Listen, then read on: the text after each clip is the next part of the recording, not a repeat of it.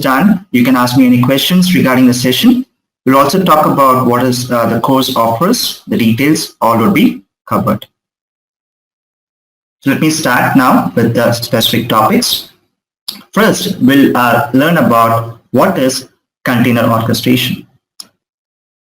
Container orchestration is all about how you can manage multiple container servers. For example, if you're having 2 or 3 servers, and how you can manage them, wherein you can have containers deployed on them easily, scheduling the containers on them, load balancing the container workloads on them, health monitoring, securing, all these you can easily achieve using various container orchestration tools. So lots of tools are there in the market. This is all about why do you want to use container orchestration. Is all about how you can automate the deployment. Instead of doing a manual work where you need to do each and every specific activity, you can automate including the deployment, management, scaling, and networking of containers. So in this slide, you can see the various container orchestrators in the market. So Kubernetes, we're going to talk about, then Docker Swarm, then your Rancher, Mesos, lots of vendors in the market. And each one comes with their own specialty. Today, we're going to talk about Kubernetes in specific, which is open source, and we'll learn about more about what is Kubernetes and how does it work.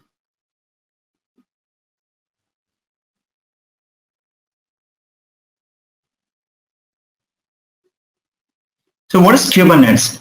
So Kubernetes is an open source system. It means that it can support any platform, starting from Windows, Linux, or any platform it supports. It also can support different types of container platforms. For example, it can support a Docker platform or RKT platform, different types of platform it supports. That's the main difference between, for example, a Docker Swarm and Kubernetes, wherein Docker Swarm supports only specific for Docker containers.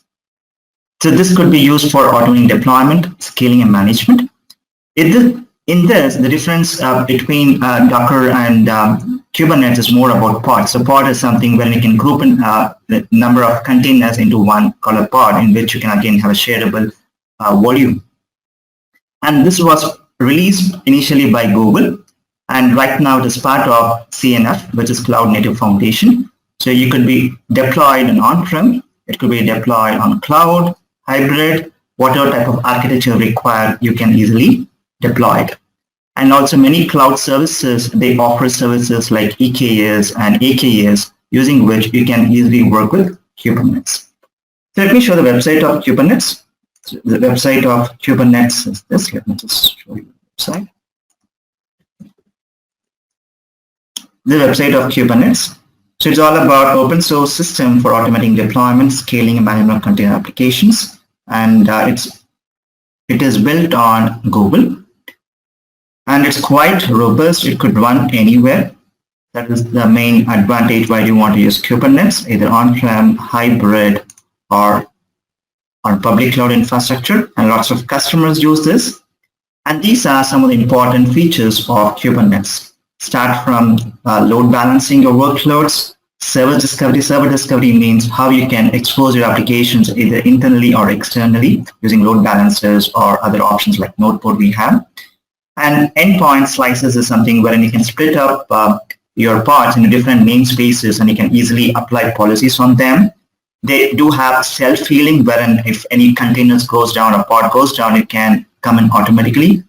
You also have options to secure information by using secret and configuration management. It supports both IPv4 and IPv6.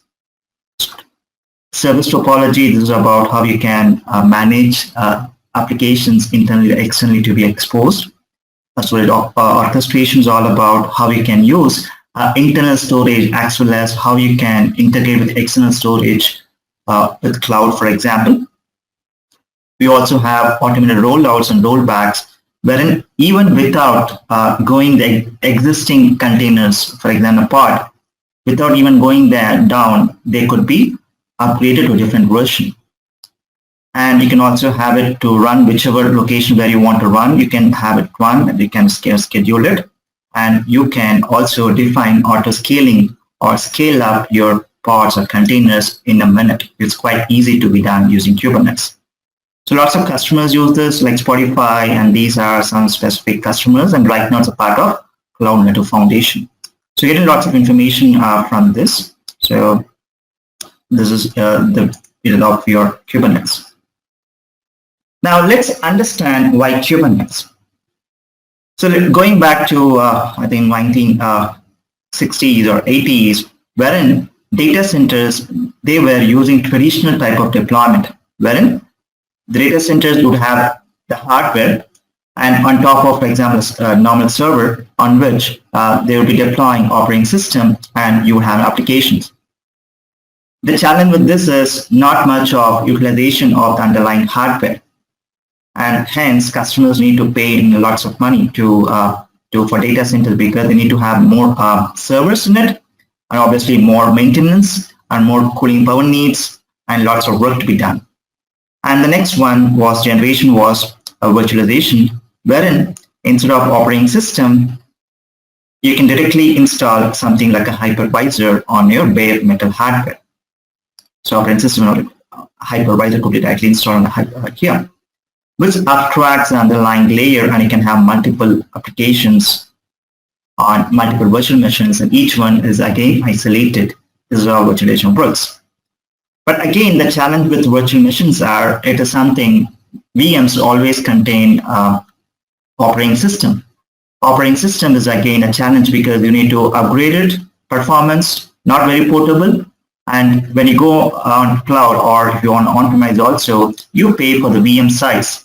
So why do you need to pay for them? This is where the container technology came in, wherein you do not have any OS in container. Normally, containers would share directly on a Docker host, which directly works on Linux kernel. This is our container. This is one container, this one container, this other container.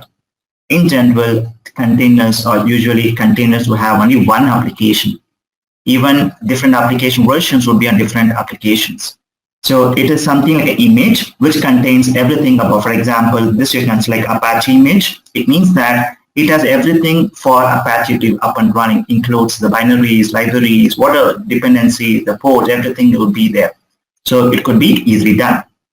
But in real environment or enterprise environment, it is not sufficient you just have one hardware like this.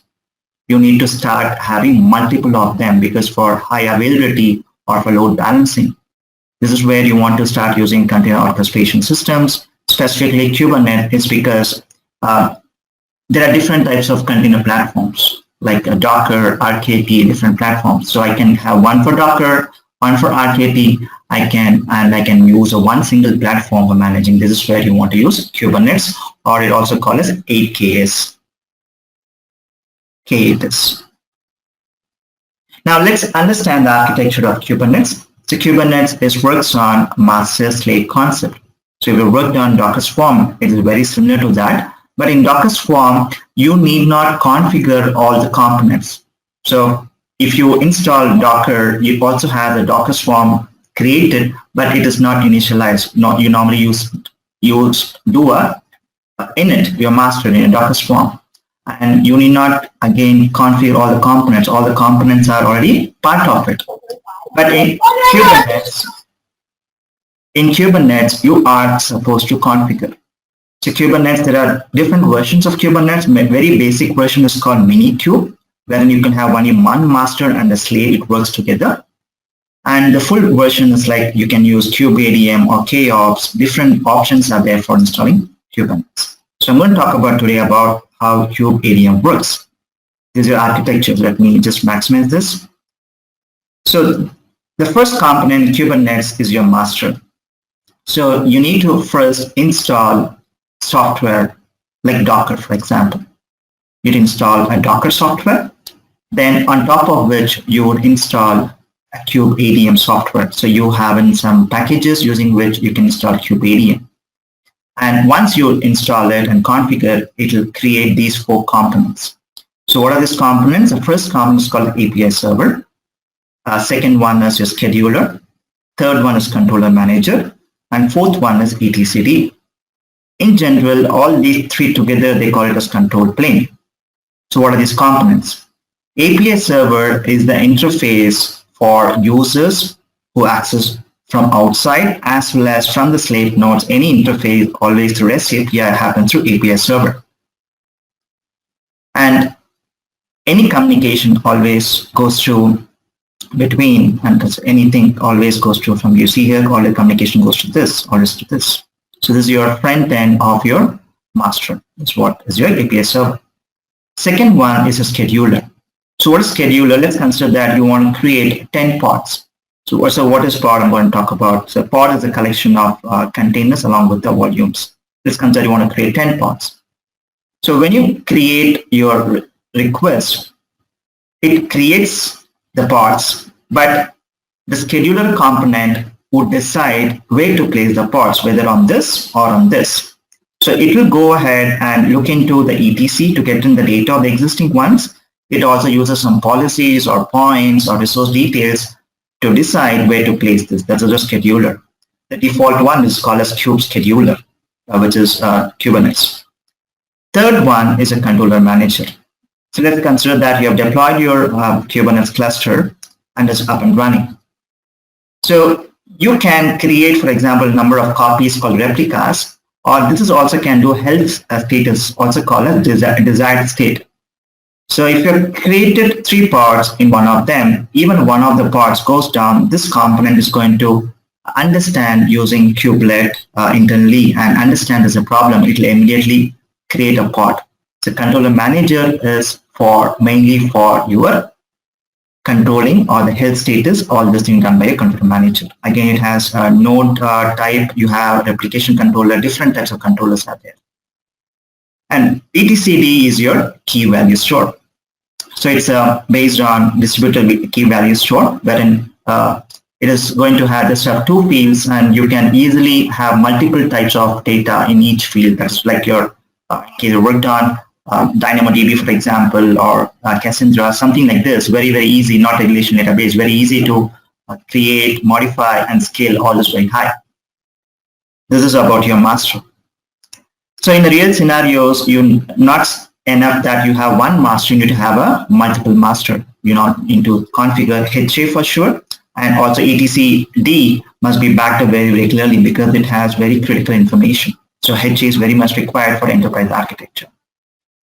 Now, once your master is done, parallelly you'll also have your nodes running. For example, you first create a machine with Docker running first.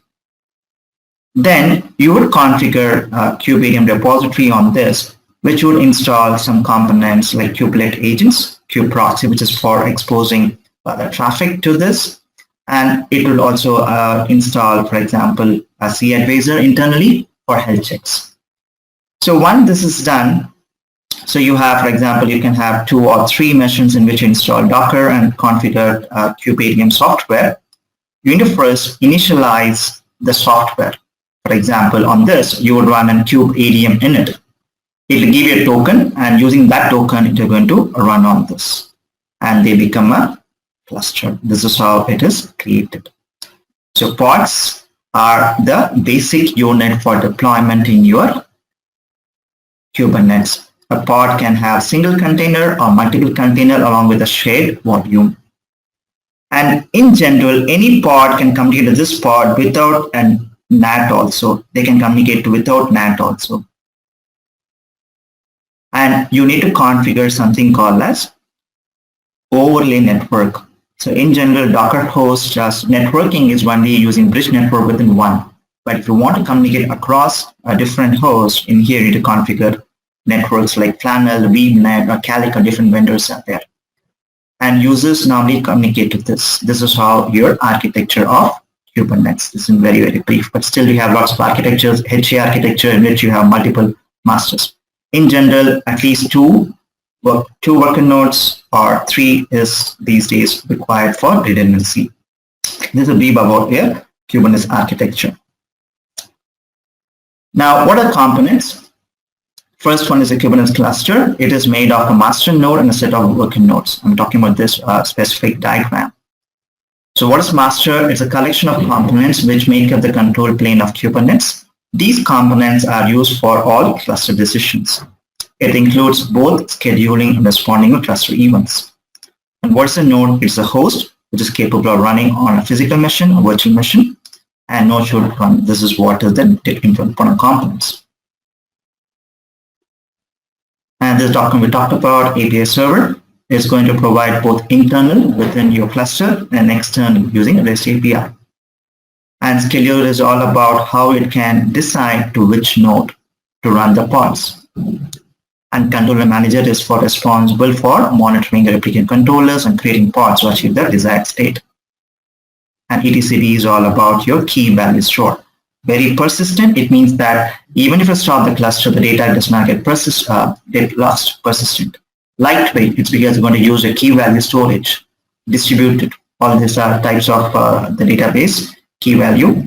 Developed by Core OS and is very, very secure and highly scalable. That is what you want to remember, is highly scalable. Components of Kubernetes nodes includes a kubelet, which is the agent running on each node in the cluster. And this responsibility is to ensure that all the containers are running in a pod.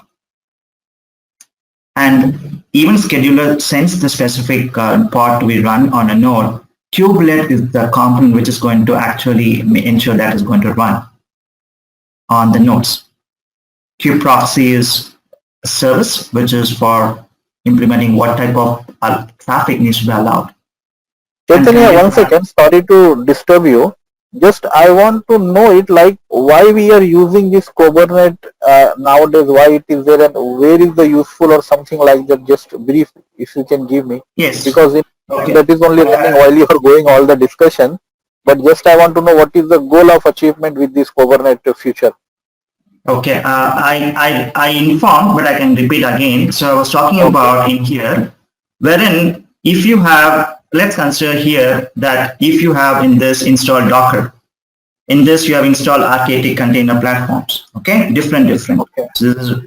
So you need to use Kubernetes in this case. For example, Docker Swarm supports wherein both of these are running on Docker. But if you're using different types of containers, you want to use something like Kubernetes, which supports multi-container platforms. That's what I explained to you. Yeah.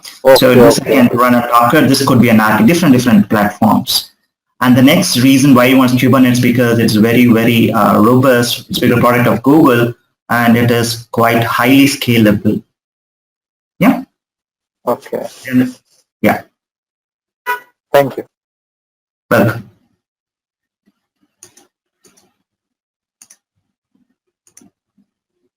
So going back to components, this is where we're talking about your container runtime. So it supports different runtimes. This is the main reason why you want to use Kubernetes compared to other platforms.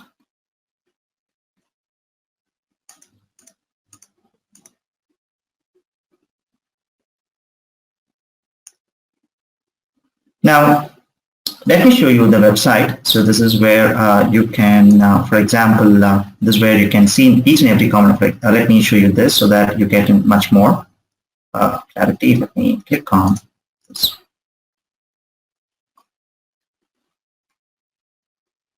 Just give me a minute. Let me maximize this.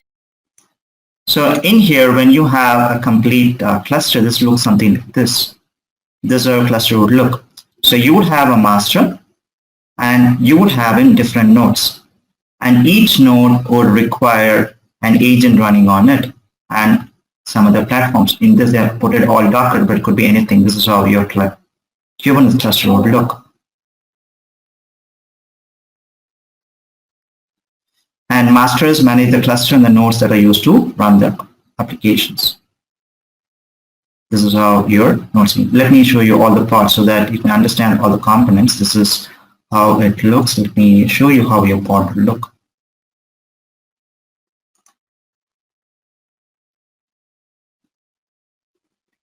This is what is called as pod.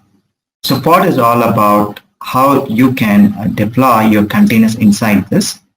I'm going to talk about in detail what is a pod. This is how a pod would look. In general, a pod would have single or multiple containers with a shared storage, and they would share a IP. pod would have an IP.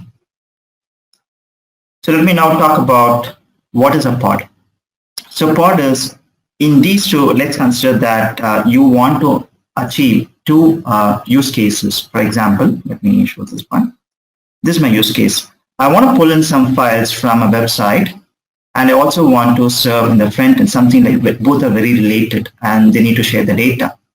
This is where you want to normally use a pod in which you can achieve two functionalities within one pod, in which you have this for one container, this is one container. You cannot use different services. For example, you cannot use a web server with a SQL server because it not be scalable. So you want to use something which can coordinate it together, or something like a type coupled application of the same service. That is where you want to use a pod, and they can share the data. So pods are, these are a pod, this is how it looks. And a pod always runs on a single node. It cannot span, for example, if you have two containers, these all would run on a single pod. It cannot span across different nodes. This is all the pod. Yeah. And in actuals, this is how your node would look. This is how a node would look internally. This is internal architecture. Hi, Chaitanya. Quick question, Piyush here. Yes. Yes. This volume, is it like MS SQL database or Mongo database or Postgres? Is this volume, is that databases or what? See, volume is like a storage we're talking about here. It's a storage. So it means files, right? Files? So for persistent storage, yes. I mean, what do you mean files in here? Say, for example, like a C drive or some drives, for example, you want to have some data, right? Right, like but already in the app, containerized app, all the libraries and all the things required in containerized app. So why do we need volume? So to store the database or what? Okay. See, containers are again mortal. So for example, if you stop it, it might lose the data. So how do you ensure that the data is getting persistent? This is where you want to use your volumes for persistent storage. Okay. Yes. So containers data is, again, you want to share data, right? For example, these two containers, you want to share same data. So you want to put inside this what you use. So you want to have a common data. Yeah. Okay. Thank you. So this is how a pod look. And for working with Kubernetes, you can use something called as Kubectl. Like use Docker commands to interact. Similarly, you have configured Kubectl to interact with your Kubernetes. So you can create your pods, you can listen the pods, you can see the log files all using your Kubectl. This is the important things which is I want to talk about. This is how your pod looks. This is your pod.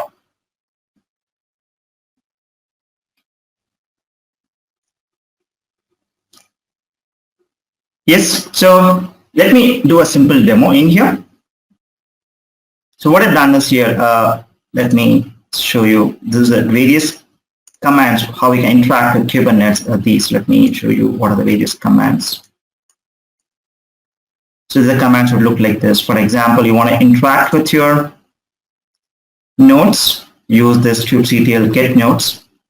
And Kubernetes, you can use either YAML or JSON to create your pods, but preferred is also YAML. So these are various commands you can use, kubectl commands to interact with for the logs, getting events, and all of things. So different commands are there.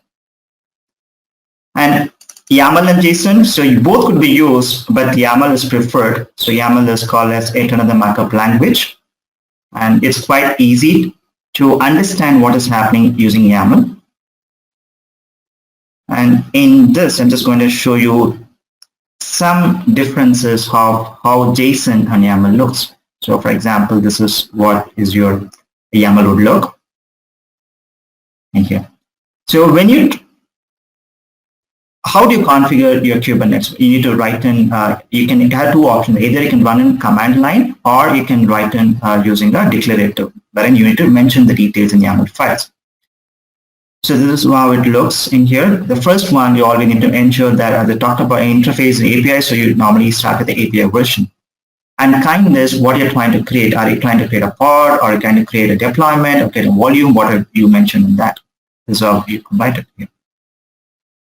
And then metadata is all about the name of the specific pod, for example, and labels, how do you want to interact, those things you mentioned, and this is how you can start writing in your YAML file. The same equivalent of JSON is here. And for each of them, for example, you want to call in a container details, you can something like this, you can mention like this. So it's all follow the YAML syntax. So this is something like this. So in this, what I'm trying to do is I'm going to create a declarative file for creating a pod. So first one I mentioned API version, then the kind, metadata, that is my here, labels, specific of containers, what is the name of the container, so the details of the pod in here. Inside the pod, the container's name will be this. What is the image from which it's going to run it? Nginx. Which port need to open Nginx with a front-end web server of port 80. And I can have multiple containers like this. Is how you can start writing your own YAML file. It's quite easy. You just need to understand the syntax. And either you can use YAML in it, or some of the tools also validating your YAML files. So this is how you write in your YAML file. So this is all example. Yeah. So this is how you can write in your YAML file. So what I've done is I have deployed, let me just briefly talk about how I have installed Kubernetes, and then I'll show you a demo as to how we can create a pod.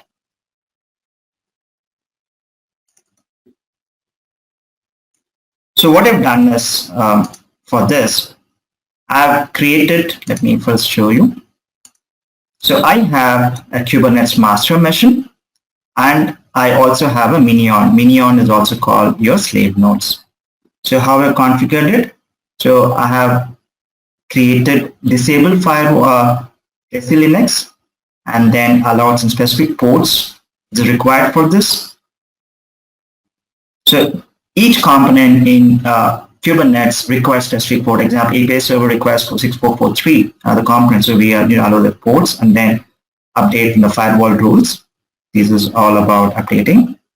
Then I would call out the details of both the host machines or the node machines in an etc host file so that they can interact. So I'm calling out by mapping their host name in here.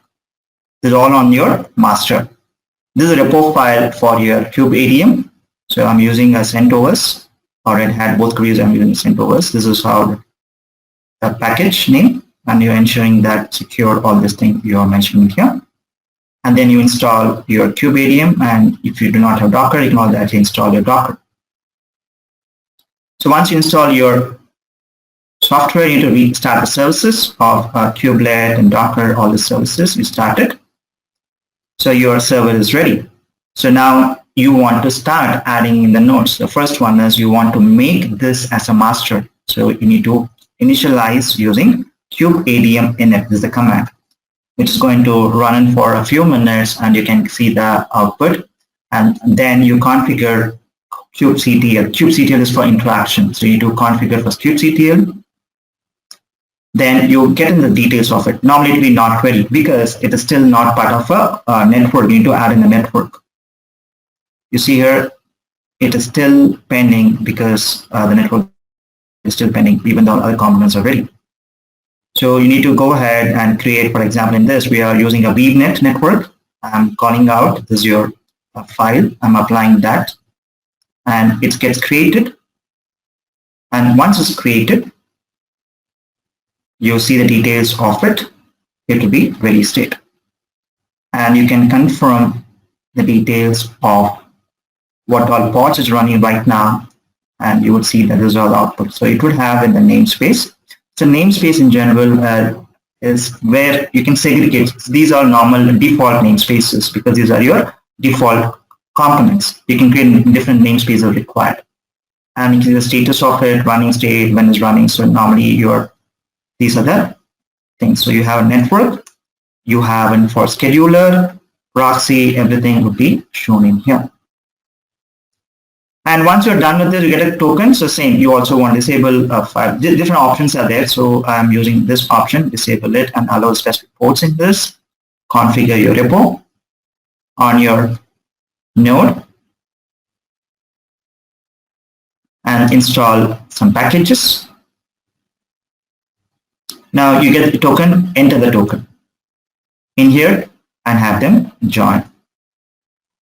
And once you see that, you can see the output in your master server by using kubectl and get nodes, and you can see the status that it is running. This is how you create it. Installation takes a longer time and lots of issues. Hence, for this demo, I have made my installation ready. Yes. Okay. So, any questions on this now? So I'll do a demo and then you can ask questions. Is that okay? I'll finish my demo and then you can ask me all the questions, or if you have any specific question right now, if you want, you can ask me.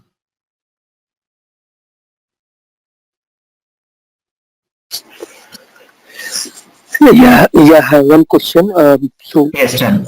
Yeah, how we basically going to enable for troubleshooting? Let's say in case any failure, the container get failed later on, and we don't access for server. How we get that? Like what we need to do in container while writing or to do the troubleshooting? Okay, what platform on which you're running? Are you running on-prem or cloud, or where is the containers running? Doesn't matter, right? Container running on the Linux plate server. It's either in on-prem or cloud. Doesn't matter. Fine. So you have the logs number, right? You need to configure logs. One is logs. Okay. There you can see the log files. You can see the log files. You want to see the logs? Okay. So we don't have access for the server where that log get created. So it is going log to will be. Yeah, so log will be created on that container, right? And container is no more available because it's crashing. It is crashing. Okay. Can't we see the details of the specific by doing a describe part and see the events? Okay. So for that we need to have access for that server, Linux, and I just trying to see if we can understand this one from the outside. So you can also configure like Prometheus server or some other servers like Dynatrace. The different monitoring tools are there. You have to configure those.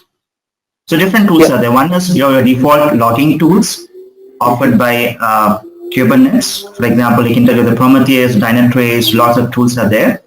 Other one is if you're able to see the details in your get describe part, the event details, you get some clarity. Third option is using, for example, your Amazon or Azure, for example. You have some monitoring mechanism which is inbuilt, right? Yes. So you want to use that. So different options are there. So I mean, it is something you need to. These are the options. So we need to explore about which to use based on use cases. Yes. Okay. Sure. Thank you. Okay. So this is how a pod would look. And this is where the actual application will be up and running in here. And all these pods will be running on the worker nodes. I'm sorry, I cannot see that. Is other able to see? Is my screen, any challenges, others?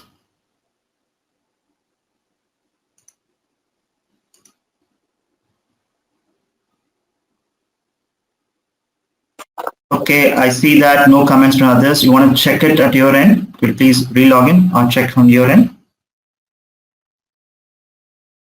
Yeah. So now let me do a demo. So these are the two AWS instances. So in general, you cannot use smaller size. For example, your master cannot work on, for example, T2 micro's default 1 and 1 will not work. It normally requires at least 2 vCPUs or 4 gigabit RAM, at least advisable. And for the worker nodes, you can still run it on a default 1 based on, again, workloads. But for installing a master, you cannot use a minimal of 1 vCPU and 1 GB RAM. It doesn't work. It will throw errors saying that it needs some more space or the memory is required. So you want to use a bigger size. So this is your master. I'm logging onto this.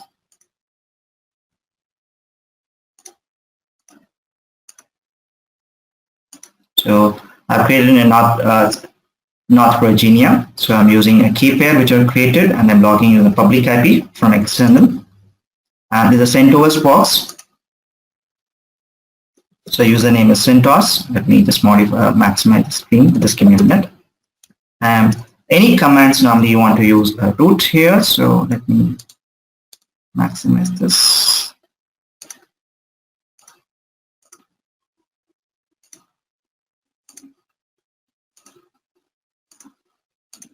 This is my master. And let me also access my minion.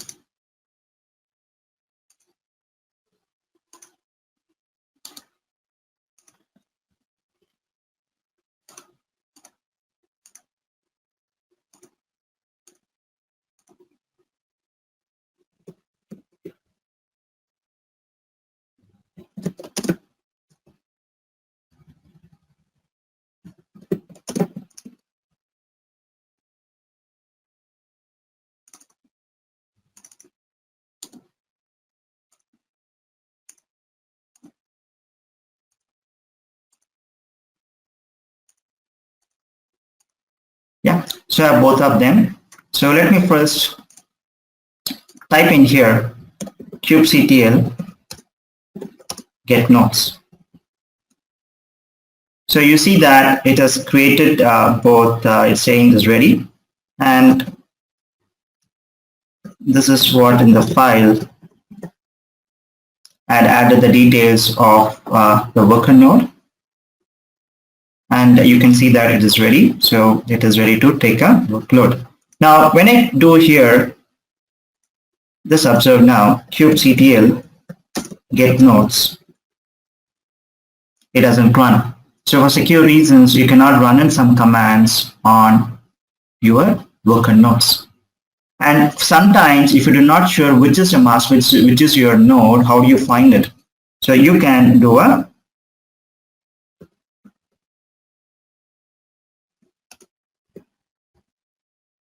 Docker info, and in which you can, sorry, this is for your Docker Swarm, sorry. So this is how you can see it, and you can see the details of for your, this is how we can see. Now on the nodes, you can see what is running. For example, do a Docker PS, and you see that so many pods are running, and similarly you can see that is running, Docker is running, all is clear. Okay. I'm sorry, you mentioned how to identify the master and node, but PS command will give the containers, right? Not about the master and worker node. So when you no, not here. kubectl get nodes would show you the details of master. You see it here? Okay. That's what I told you. I was confused with Docker Swarm. Docker Swarm, in Docker Swarm, it will show you the master there. In here, it's simple. I can use my kubectl get nodes to see the role of the master. Yeah. Okay. And sorry, I missed that. So they are all running in different VM, or is it yes. Okay. This is one instance. This is one instance. Different instances in the same region. Okay, so two VM we created, one is for master, one is a worker node. Yes, yes. So this is your Docker host, this is one Docker host. And how, yeah. Sorry about, how we created that, so we not created the cluster, right? They are all running on the VM, correct? Yes, I showed the steps, right? This is the steps I showed you, that the steps you're supposed to follow for creating this. This was done. Okay. Yes. Okay. Master and node both has been I showed you. Yes. Okay. So thank you. I missed that because I was disconnected. Okay. So you see that it is ready. Now what I'm going to do is I'm going to create a pod. Let me also first see, let's see, is something running in here. You see one pod is running. Let's just create one more pod in here. Let me first show you the syntax of how to work with it. So what you can do is you can open with Microsoft Edge. Okay, in case if you think they're challenging from YAML, open the documents with Microsoft Edge. and you can easily create your YAML file without any error messages. So in this what I've done is I'm creating a pod, specific version, or you can just leave it blank so that it install latest version. So define the API details is your front-end interface.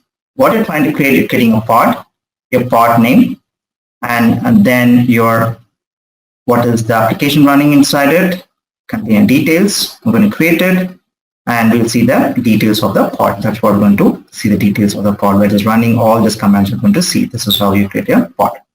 But first, let me create this.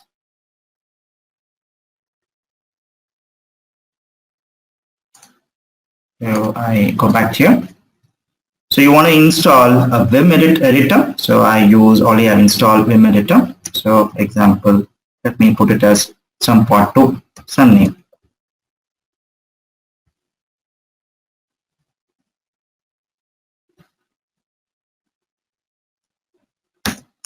And I go to insert mode, and you want to copy this file.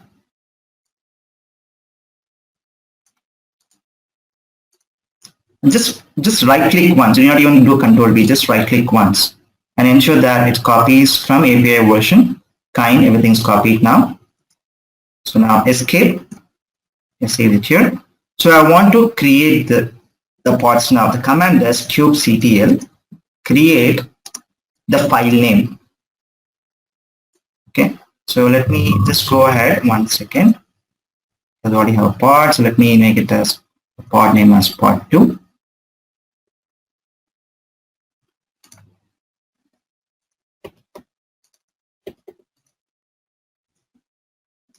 One minute, I'm not sure system hanging. Just give me a minute. So escape in here, kubectl create and give the file name. It says created. So now let's go and check in the details of this. So I want to first check whether it's got create this kubectl get pods. So you see that it's got created 10 seconds back, the name of it. So I would like to see more details of the pod.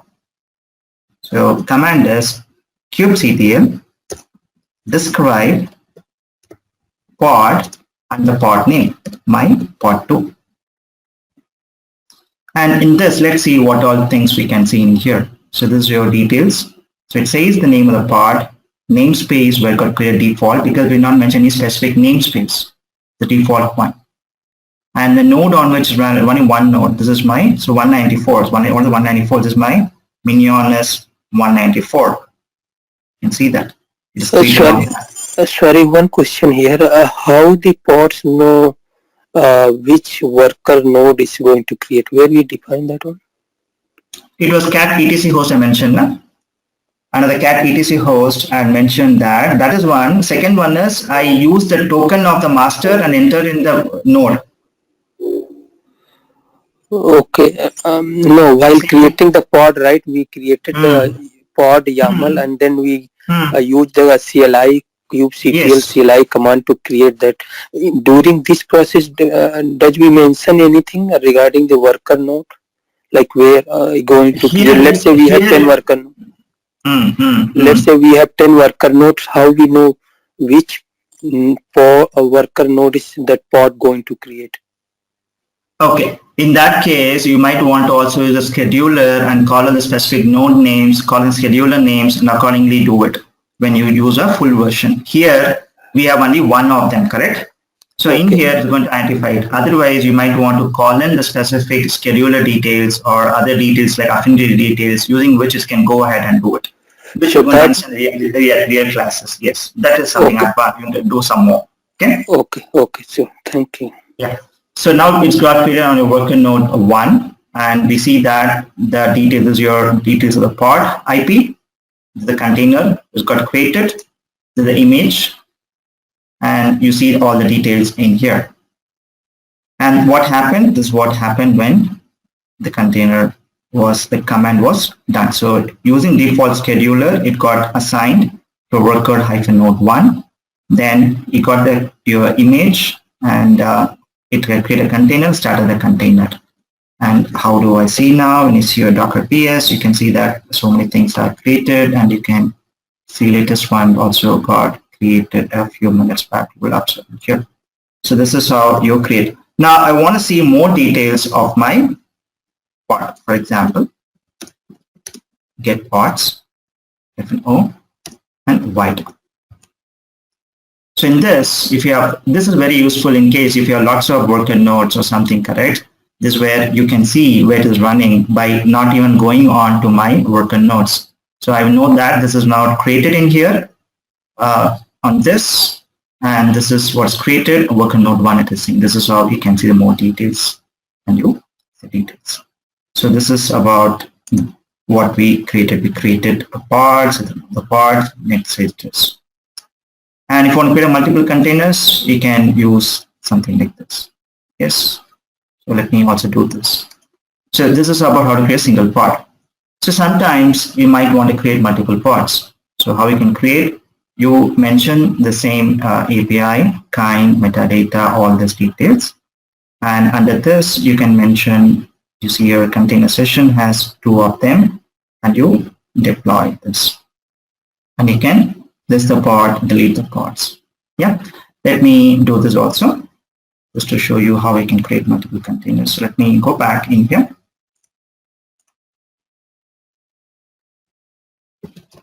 So let me call it as multi-pod.yaml file, for example.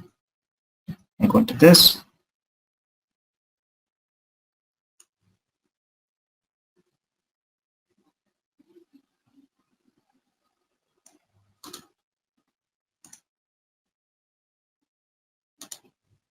So ensure that copy first. So it seems done. So escape and WQ.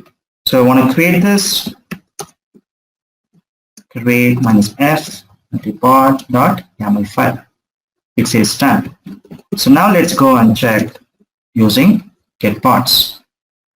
Yes, it's still creating it. So sometimes it takes some time. You see it is running now. This is all you can just run it once more. Take time to create it. So let us go and check in the details of that. So kubectl describe.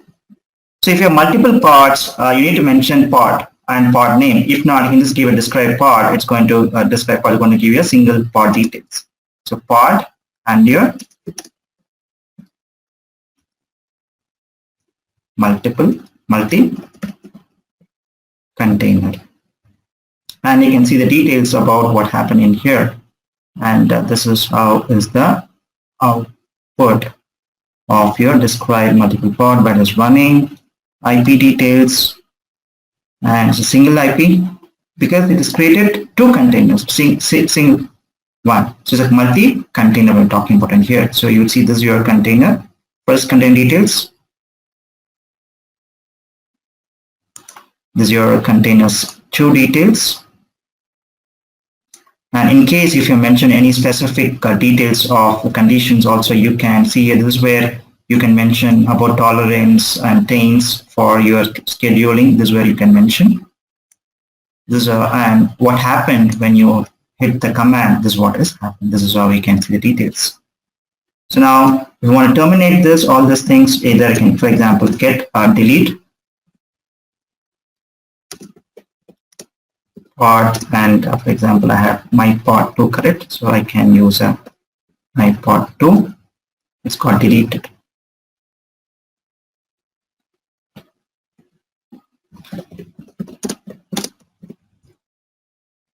Yeah, you see that it's getting terminated. It's gone. Now I want to delete everything. kubectl delete pods, all is gone. And when I see the details now, get pods, you can see that it's getting terminated. So this is the first thing you want to learn about your Kubernetes. First, we saw in very brief about what is Kubernetes. Let me summarize what we learned. Just want to wrap up. In case you missed any people who joined late, let me just summarize what we learned in this. So first we understood what is the purpose of container orchestration. Container orchestration is all about how we can manage multiple container hosts, which is running different like a Docker or RKT, different types are there in the market. So how we can manage or automate deployment, load balancing, health, and secure the containers all for a multi-container host platform that is called as container orchestration. And these are the different orchestrators in the market. So normally Docker Swarm is quite famous. So Docker Swarm supports only Docker host machines. It does not support other container platform machines. Kubernetes is open source. It supports other types. Others not explored, but you still have other types which is being used in the environment. Then we talked about what is Kubernetes and the main difference between other Docker Swarm, and this is something like a pod. Pod is the main differentiator between your Docker Swarm and Kubernetes. The challenge is you need to install it, configure it to take a longer time, and importance of open source. And we learned about how your container deployment works. This is how your container would look, and the host would look like this. So if you want to manage multiple container hosts, you want to use something like Kubernetes. This is how, and we saw the evolution of Kubernetes and container orchestration. Then we learned about what is a master, what are components of a master, and how to configure and install master. We also learned about how to install and configure your Kubernetes minions or worker nodes, and how each component works with each other. We learned about API server, which is all about interface. Scheduler is all about how to schedule the pods in different nodes. Controller manager is to health checks or desired state. And etcd is all about your data. It's going to have your data or your cluster. And these are components, important component: cluster, master, and node. And these are the three components we call as control plane, API server, scheduler, and controller manager. etcd is your storage. And node is your agents running on it, which is going to help the containers on it. Kubeproxy is for allowing traffic, and container runtime is what type of container platform is running on. That is called container runtime. And what the pod is, in general, these two are something very tightly coupled, but again of similar type of service. And you want to share some data for which you want to have a pod, something like this. Pods would have a common IP, and the containers would share in the same IP. This is our pod. And all the pods run in a namespace. If you don't mention it, it will be created in a default namespace. Yes, so this is all about the demo in here. So you can ask me any questions. We can start posting questions. Let me see the chat in here. Yeah, okay. Chaitanya, one question. Yes. So the last things we created pod, right? Pod. So on top of that, we're going to install, let's say I want to install some WordPress application, UI application. So we're going to install on top of the pod? No. Pod itself is application.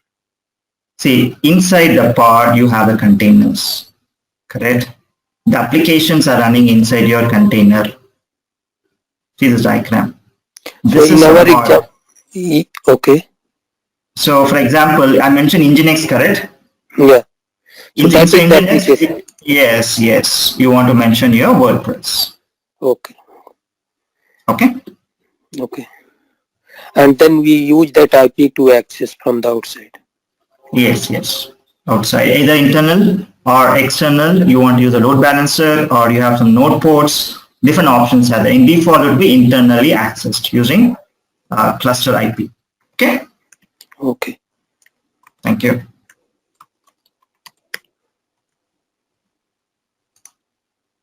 Any questions, others? Please ask me if you have any. So one more question regarding the persistent data you mentioned. So, so if container is running, right? So what is the best way to where we keep that persistent data? It should be outside the. See, yeah, even this part data is not persistent. Okay, it's not persistent. Okay, you want to create external volumes. You have some external volumes using which you can do a persistent. Even these volumes are not exactly there. You might want to again use a persistent volumes. Different types of volumes are there. So you have a temporary volumes, persistent volume, different types of volumes are there. Which one you're using depends on your use case. Okay, so this one is temporary inside the pod, so that all pods, container within the pods can share that, right? That is the objective. This could be either persistent or temporary. Both options are there. Both is possible. Both is possible. Depends again on use case, whether you want temporary or a permanent one. Yeah, you have to configure that. Okay, but my question, like, we need to configure outside the pod or inside the pod? So how is that? So again, it depends again. Both options are available. So for example, you can have a file system created and share it, or you can use external volumes on cloud. Both are possible. Okay. Okay. So I see no questions in here. Let me talk about next about the course, what we are offering. So we are offering a course for CKA certification, which is your certified Kubernetes administration. This is 32 hours of online training. So I'll be the trainer in which you're going to understand different topics. Let me click on this. This is your curriculum. The course highlights the 32 hours, and you'll also have in some tips and mock tests in the end, so that you have some knowledge about how the exam questions, whatever questions you can ask, and you're getting it. And every module will have some quizzes, and I'll also give you a real scenario for a project. So this is for the module. First, we'll start learning about what the exam is all about. Next is one, which is introduction to Kubernetes. What we learned today, what are the Dockers and containers. We'll start with the basics of Dockers and containers to an extent, so because we might get in people from different knowledge levels. Then we'll talk about what is container orchestration, how Kubernetes evolved, differences between Kubernetes and Docker Swarm. All this would be for your introduction to Kubernetes. Further, we'll start learning about architecture and components. What you saw at this high level, we're going to still deep dive into architecture and components. How to install and configure Kubernetes using Minikube, and also using KubeADM. You'll practically install each and every component, and you understand about the troubleshooting, all those, and how to create a highly available cluster. And others with using Kubectl cheat sheet, you'll be also learning on different commands. Lots of commands are there to work with your cluster. Can you go on mute, please? So working with namespace and pods, in which you learn about what is pod cycle, how to work with the YAML file, and how to create and all the other pods. Next is about application lifecycle management. So how to manage your application lifecycle management. For example, we'll talk about specifically deployments. So deployments is all about how you can create, for example, updates. You want to do it, correct? And you want to have 2 or 3 pods running all the time together, all the time, something like that. These are called as deployments. And you'll again learn about how to do health checks. For example, is it running on a containers running or not, using line-lines, readiness chromes. How to secure information using secrets and configurations, how you can easily map it using config map, and work with your batch applications using jobs. Module 7 is about scheduling. So different types of schedulers are there. Default is Kubescheduler. We'll understand what is Kubescheduler. We'll also understand about how to write in different types of scheduler policies, and how to create your auto-scaling policy, different options to ensure that, like tainting and tolerations, to ensure that you want specific nodes to run on it or not to run on it. Those things learned in this module 7. Module 8 is all about your controllers. So different types of controllers are there, application controllers, node controllers, and this. So daemons is all about how you can ensure that a pod runs on each and every node. You learn about how to create it. Stateful set is even if you delete your volumes and again get it from the same for the stateful sets. 9 is about networking. We'll learn about how to configure or how to work with these different types, what are the different types of networks supported, and how to expose your applications or running in a container either internally using cluster IP or externally using node port and load balancer, and how to configure those using services. Different types of load balancers and working with the cluster DNS.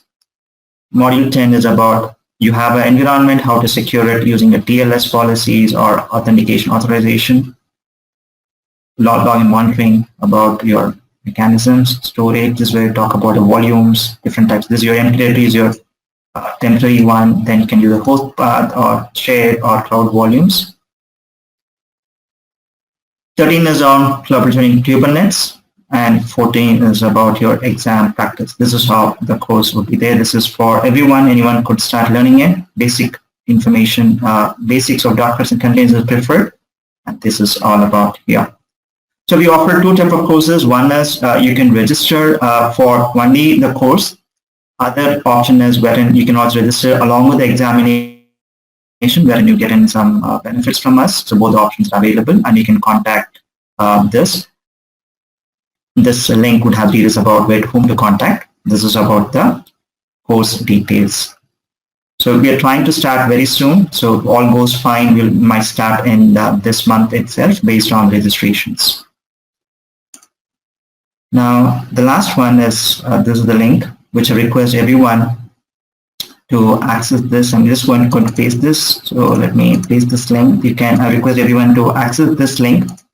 And after the session, please provide your valuable feedback. Yes, Prashant, I've given all those things in your, so I can give you that link also. Let me just give it 1 minute. So this link has details of the course, prerequisite, all the details.